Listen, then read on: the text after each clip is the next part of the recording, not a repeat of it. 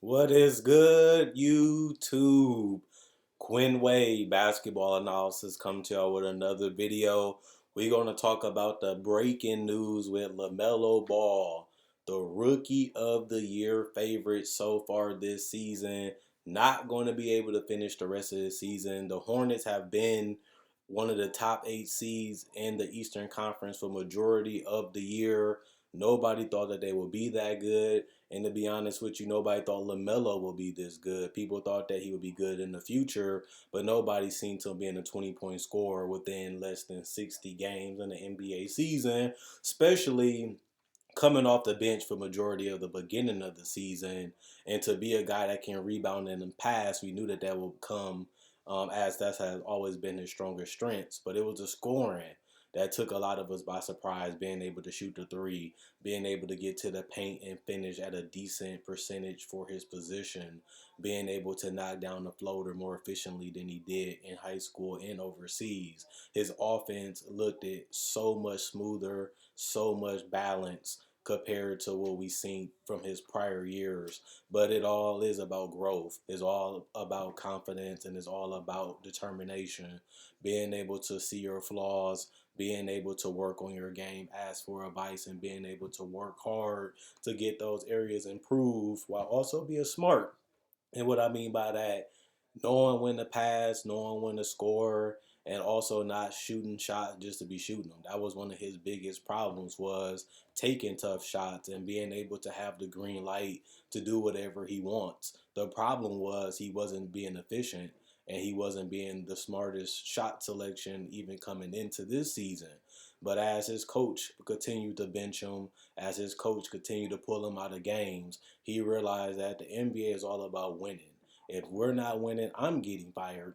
If we're not winning, we're going to make some trades. And I can't let a 19-year-old do whatever he wants on the court just because he has all this hype and he's the number 3 pick in the draft. And I found that that was the balance that they needed. He had to show LaMelo that this is professional basketball. This is not just you. This is us. This is a team. And I feel like that approach really helped, knowing that they had a lot of guys like Devontae Graham and Terry Rozier and Gordon Hayward that like to handle the ball and be score first type players outside of Gordon Hayward. And for them to have all these guards and all these wings on the team, you would think that it would be hard for LaMelo to get major minutes. And he struggled in the beginning of the season getting a lot of minutes. And injuries and some guys not playing to their potential led to him getting more minutes and more opportunity. And you have to give credit when it's due. LaMelo Ball played outstanding basketball for about 2 months. And it was very interesting and entertaining. And it also shocked the world that this guy definitely can be an all-star. People thought, could he be good?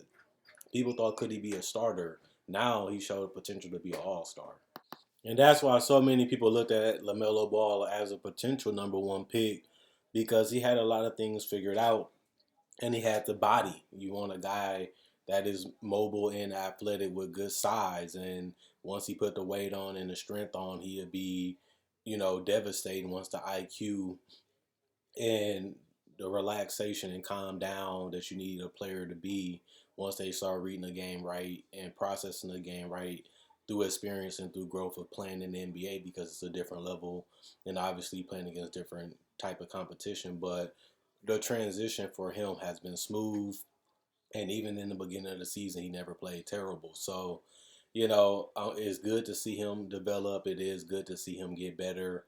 It is good to see him show superstar potential already as a rookie, and he had a rookie season that was even better than I thought.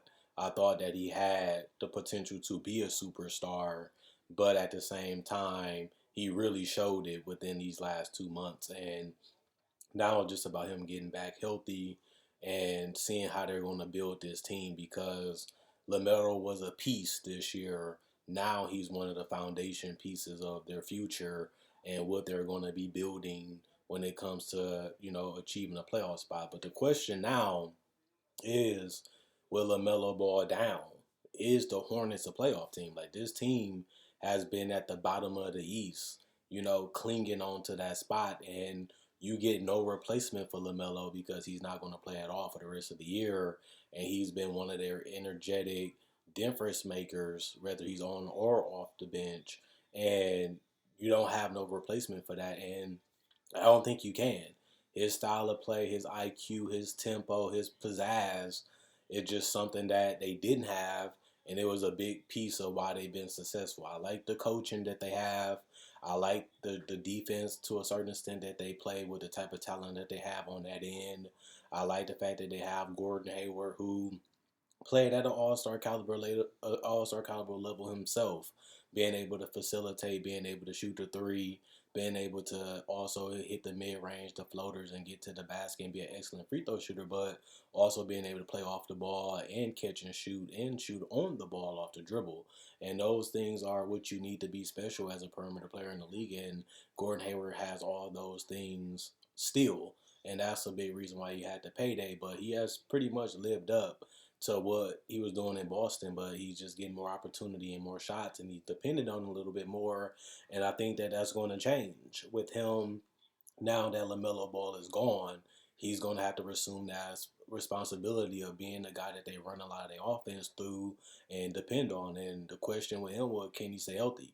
He's always getting a freak injury. He's always getting a minor injury that they can't really afford, as they have no real cushion. They're barely the 8th seed right now after losing, and they still have weeks to go before the season is over. So not only is Gordon Hayward a little fragile, but they're going to need him to do even more now that LaMelo won't play for the rest of the year. So they're going to need guys to step up. Guys like Terry Rozier is going to have to be more consistent. Even though he hasn't been terrible for the last 2 years that they have had him, they need him to be a consistent 20 point scorer, because they missing that complete player and that complete, style that LaMelo had brought to them. And that was something that they added through the draft, and now it's something that they have to replace. And there's no replacement for a guy like LaMelo, and that's unfortunate. And Devontae Graham, he's going to be probably back to starter, and they're going to need him to bring that firepower and that explosion that he had last year. But the problem with Devontae Graham is consistency. He has games where he can't miss, and he has games where he can't make a shot. And if you can't depend on him to be consistent, which he hasn't been, that hurts your offense, and it hurts what you can really be. Because when you're trying to fight for a playoff spot, you have to have at least a 1 or 2 game hold, just in case you're going to lose in a streak, you don't lose your spot. And the Hornets might not have that leeway. And it is some teams that's hungry.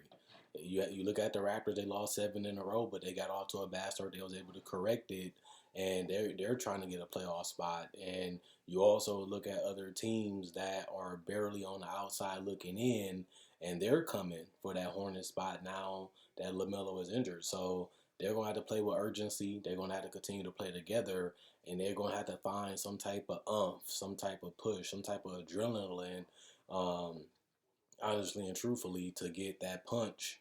And I don't look at this roster and see that guy.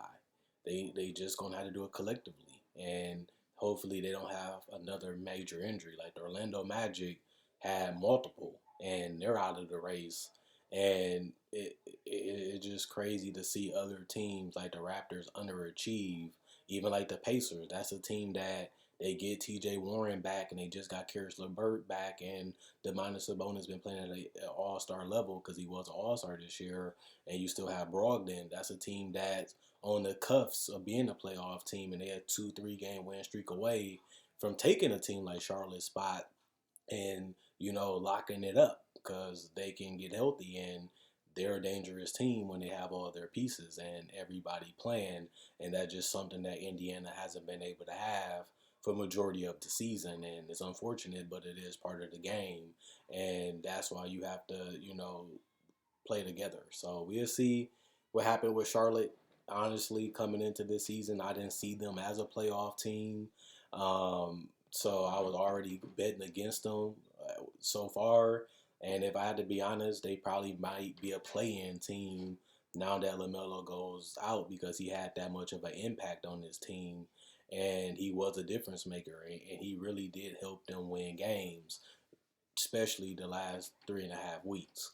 And when you have a Rookie of the Year candidate that's giving you great production, great energy, and being able to give you another ball handler with size that's just not replaceable in the NBA. It really isn't. And you know, it's just a real tough blow because he was getting better and better, and it looks like he was going for that home stretch. And for him to have an injury that will cause him to miss the season is just the worst thing that you could have seen happening if you are a Charlotte fan. And now it's about him just getting healthy and then worry about what happens next. But other than that, let me know what you guys think. Is the Hornets still a playoff team? Will the Pacers take their spot? Will the Raptors figure it out at the end and steal it? Will they lose it in a play-in tournament where they're the seventh or the eighth and they get beat 2 games and they lose their spot like we seen with the Memphis Grizzlies, a young and up and coming team that nobody thought would be good, and they become a team that could have made it but barely missed it? Or do you think the Hornets just don't have enough to cling on to that A spot and they lose it before and they're a play-in team that has a chance but don't make it at the end of the day and just come up a little bit short? Either way it go, it was still fun watching this team. They overperformed and they have been a fun team for the last 2 years. And this was a year that they spent some type of money and they did do well with the draft. But this injury is a big blow to what they're trying to build and what they're trying to do as a collective. And it's unfortunate, but we'll see how they rebound with this injury and we'll see what happens to them in the future of the season. And one thing we do know, Lamelo can ball, and he is one of the great players in the league. Now it's just about starting back from zero and trying to get back from where you fell from, but also putting in the work to be better than what you were before. And that was something that we hoped to see as the season was ending, and we got robbed of that as he won't play for the rest of the year. So other than that, hopefully you guys enjoyed the video. Quinn Wade Basketball Analysis signing out, and I'll be back with y'all with another video tomorrow. Other than that, enjoy y'all weekend.